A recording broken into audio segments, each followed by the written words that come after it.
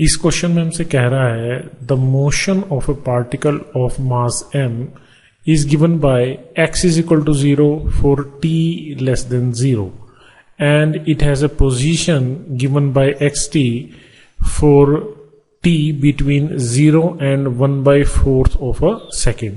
तो उस समय पोजीशन इस इक्वेशन से गिवन है and it is at x is equal to 0 for the time greater than 1/4 of a second. तो आइए सबसे पहले इस सिचुएशन को प्लॉट कर लेते हैं तो उससे थोड़ा सा एक आइडिया आ जाएगा। तो ये एक सिचुएशन है, ठीक है। तो वो कह रहा है कि x is equal to 0 situation, x is equal to 0 situation कब है? t लेस देन 0 के लिए है। मतलब ओरिजिन ऑफ टाइम इसको अगर मान लें तो पार्टिकल की पोजीशन ओरिजिन ऑफ टाइम से पहले है। पार्टिकल की जो ओरिजिनल पोजीशन, इनिशियल पोजीशन जो है वो t0 से पहले की सिचुएशन की है, ठीक है। और t जब 0 और 1/4 ऑफ सेकेंड पे है तब जो पोजीशन है उसको ये कह रहा है, मान लीजिए मैं इसको 1/4 ऑफ सेकेंड लिख देता हूं। तो जो पार्टिकल की पोजीशन है that is given by this equation, ठीक। तो ये क्या इक्वेशन क्या है? a sin 4pt। तो ये 4p नहीं है, ये क्या है? It is 4π। ये प्रिंटिंग गलत है तो यहां आएगा 4πt, ठीक है। तो अब आप यहां पे देखिए कि ये जो सिचुएशन है, जो साइन की वैल्यू है दैट फ्लक्चुएट्स, क्लियर। तो यहां पे 1/4 ऑफ अ सेकेंड पे ये पोजीशन बता रहा है, ठीक है। और फिर ये कह रहा है कि again for time t greater than 1/4 of a second particle जो है वो फिर यहां पे आ जाएगा, ठीक है। तो ये कोई एक तरह का मोशन है जिसकी ये बात कर रहा है। तो इस गिवन इंफॉर्मेशन के बेसिस पे आपको ये बताना है कि इन गिवन 5 स्टेटमेंट्स में से कौन सी स्टेटमेंट्स जो हैं वो ट्रू हैं, ठीक है। इन स्टेटमेंट्स के अंदर वो किन किन चीजों की बात कर रहा है?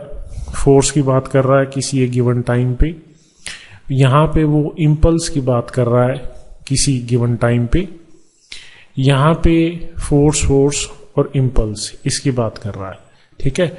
बट हमें यहां पे सिचुएशन किसकी गिवन है? एक्स की सिचुएशन गिवन है। और यहां पे जो टाइम्स की सिचुएशन गिवन है वो t0 से ग्रेटर टाइम की सिचुएशन गिवन है, ठीक है।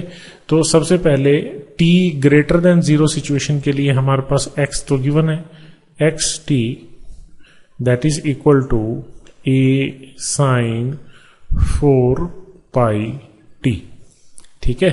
तो हमें क्या चाहिए? फोर्स चाहिए। फोर्स के लिए हमें क्या चाहिए? फोर्स के लिए हमें क्या चाहिए? एक्सेलरेशन चाहिए। मास तो गिवन है हमें, तो एक्सेलरेशन कैसे आएगा इस पोजीशन फंक्शन से? तो आपको क्या करना पड़ेगा? इसको 2 बार डिफरेंशिएट करना पड़ेगा। तो मैंने इसको फर्स्ट टाइम डिफरेंशिएट किया तो मेरे को वेलोसिटी फंक्शन मिलेगा। वेलोसिटी फंक्शन क्या आएगा? a 4π, साइन को डिफरेंशिएट करेंगे तो cos 4πt, और इसको डिफरेंशिएट किया तो 4π पहले आ गया। अब मैं इसको एक बार और डिफरेंशिएट करूंगा तो मेरे को एक्सेलरेशन फंक्शन मिलेगा। तो a 4π बाहर आ गया, कोस को डिफरेंशिएट करेंगे तो माइनस साइन, और ये 4π बाहर आएगा तो माइनस a इंटू 4π का होल स्क्वायर इंटू कॉस की जगह आएगा आपके पास इंटू साइन 4πt। तो ये आपके पास एक्सेलरेशन फंक्शन आ गया। तो यहां से हम फोर्स की इक्वेशन लिख सकते हैं, F is equal to mass and this is the acceleration function. So minus a into 4π whole square sin 4πt। तो हमारे पास क्या आ गया? फोर्स फंक्शन आ गया, क्लियर। अब हमें क्या करना है? इन ऑप्शंस को देखना है। फर्स्ट ऑप्शन में कह रहा है at t is equal to 1/8 second, मतलब आप यहां से लेके यहां तक किसी एक टाइम पे हैं, इसके बीच में कहीं है, मतलब मिडवे कह लें यहां पे, चाहे t0 से 1/4 तो 1/8 इसके बीच में हुआ। तो अब आप यहां पे t की वैल्यू डालें तो हमारे पास जो फोर्स आएगा that is minus m a, that is 16 pi square sine 4 pi, and t is 1/8. तो आपके पास यहाँ पे क्या आएगा, sine pi by 2. Sine pi by 2 क्या होता है, 1. तो सिंपली फोर्स आपके पास आएगी, force at time 1/8 second. So this is minus M A 16 pi square. ठीक है, तो आप यहाँ पे देखिए यही रिजल्ट है. इसका मतलब जो हमारी जो फर्स्ट ऑप्शन है वो करेक्ट है. ठीक है, सेकेंड ऑप्शन को देखते हैं. ये कह रहा था particle is acted upon by an impulse of magnitude 4 pi square A M at t is equal to 0 seconds and at t is equal to 1/4 seconds. तो जो इम्पल्स है, इम्पल्स को आप कैसे लिख सकते हैं, j is equal to f dt integration.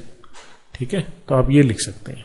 तो हम इस इक्वेशन को इसलिए यूज कर रहे हैं क्योंकि हमारे पास जो फोर्स है, फोर्स जो है वो वेरिएबल है, फोर्स कांस्टेंट नहीं है. ठीक है, तो अगर मैं यहाँ पे फोर्स फंक्शन को यहाँ पे डालूंगा, फोर्स फंक्शन मेरे पास ये रहा, या ये कहें ये फोर्स फंक्शन है, तो मेरे पास क्या है, minus A into M 16 pi square integration sine 4 pi T D T. Clear. तो अगर मैं इसको इंटीग्रेट करूं sine 4 pi T D T को, तो साइन का इंटीग्रेशन मेरे पास क्या आएगा, साइन का इंटीग्रेशन आएगा minus cos 4 pi T divided by 4 पाई.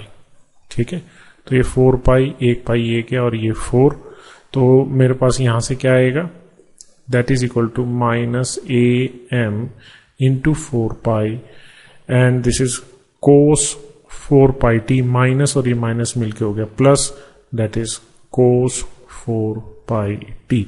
तो मेरे पास ये impulse as a function of time आ गया. ठीक है, तो मेरे को इम्पल्स अब किस टाइम निकालनी है, at T is equal to 0. T 0 पे आप देखें कोस 0 1, तो इम्पल्स जो आएगी मेरे पास आएगी A M into 4 pi. So that is the impulse at T is equal to 0. और मेरे को इम्पल्स कब निकालनी है, at T is equal to 1/4 seconds. तो अब आप यहाँ पे 1/4 पुट करेंगे, तो 1/4 पुट करेंगे तो 4 से 4 कैंसिल होगा, that is cos pi is -1, so minus A M 4 पाई.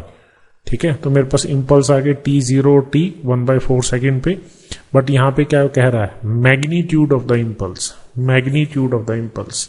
तो यहाँ पे मैग्नीट्यूड लिखेंगे, तो मैग्नीट्यूड तो क्या आएगा, ए एम 4 पाई. तो दोनों ही सिचुएशन में जो इम्पल्स है, ठीक है, वो सेम है. बट यहाँ पे एनसीईआरटी तो कह रहा है कि ये आंसर सही है. ये आंसर तभी सही हो सकता है जब ये स्क्वायर ना हो. ठीक है, तो मेरे हिसाब से प्रिंटिंग मिस्टेक है कि ये स्क्वायर लिखा है, क्योंकि स्क्वायर तो आ नहीं रहा है, जिस तरह यहाँ पे पाई की मिस्टेक है. तो अगर मैं सेकंड ऑप्शन को सही मानता हूं, जैसे कि एनसीईआरटी में गिवन है, तो ये 2 नहीं आएगा, देन इट्स ओके. ठीक है, अदरवाइज पाई स्क्वायर नहीं आना चाहिए. पाई स्क्वायर होगा तो ये ऑप्शन गलत होगी. हेयर वी हैव और वी आर गेटिंग पाई. ठीक है, नेक्स्ट सी पार्ट में कह रहा है the particle is not acted upon by any force. तो ये बात गलत है, क्योंकि यहाँ पे जो पार्टिकल जो है that is accelerating, so when the particle is accelerating, so definitely a force is acting. ठीक है, क्योंकि बिना एक्सटर्नल फोर्स के एक्सेलरेशन हो ही नहीं सकता. तो ये कह रहा है particle is not acted upon by any force, तो ये ऑप्शन रॉन्ग है. D, the particle is not acted upon bye a constant force, ये ठीक है. यहां पे फोर्स तो एक्ट कर रहा है, फोर्स एक्ट कर रहा है, the force is acting, this force is acting, and this force is a function of time. So the force is not a constant. तो इस बात को कंसीडर करें तो ये ऑप्शन करेक्ट है. E, there is no impulse acting on the particle. तो ये बात गलत है, इम्पल्स निकाल ली हमने, इम्पल्स का मैग्नीट्यूड भी निकाल लिया. ठीक है, तो इसका मतलब इम्पल्स एक्ट कर रही है, इसका मतलब ई ऑप्शन रॉन्ग है. तो हमारे पास 3 ऑप्शन करेक्ट आए, ए, बी एंड डी.